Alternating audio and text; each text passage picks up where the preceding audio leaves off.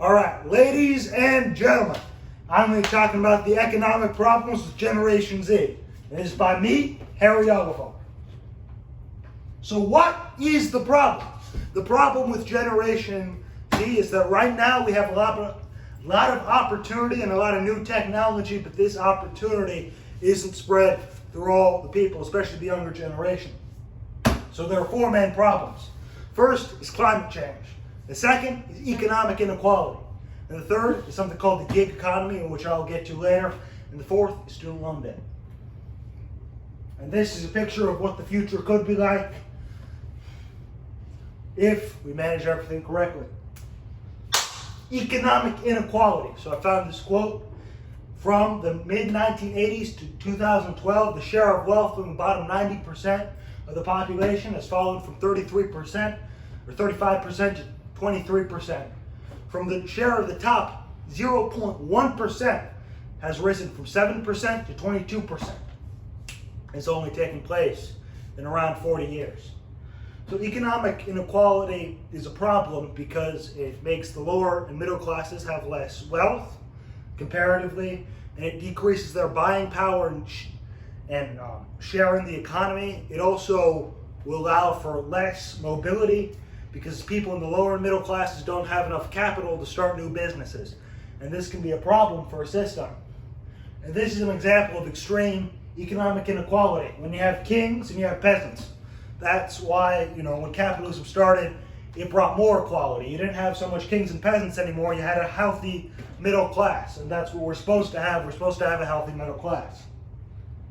So climate change. We heard everyone rant and talk about this. Some people have opinions. But according to the World Economic Forum, climate change could wipe out 18% of the world economy. Now you might be like, okay, 18% is not that much. But this will affect many countries and will lead to a migrant crisis. It will also lead to certain industries being wiped out completely. It will lead to sea levels rising, which will destroy certain cities, leave many Americans without homes, and it will hurt people's jobs. Now, some people say, look, I really care about climate change, but look, there are a lot of jobs attached to climate change. And why should I want to help these people when, people in my family, people in my town lose good, well-paying jobs like coal mining? Well, there are other jobs that will give money and will help these people. Student loan debt. The average cost of college in the United States is $35,720 per year per student. This cost in the past 20 years has nearly tripled. It has a yearly growth rate of 6.8%. The cost of school has increased by $7,502 or 361% adjusted for inflation. So student loan debt is crippling the American worker. The total amount of debt in this country is $1.5 trillion. That is 1,000 billion, and a billion is 1,000 million. And recently, the president Biden has done like this thing, and he's like, I'm trying to help student loan debt, but he's only passed something forgiving like 1 billion, which is less than 0.1% of the total amount of student loan debt.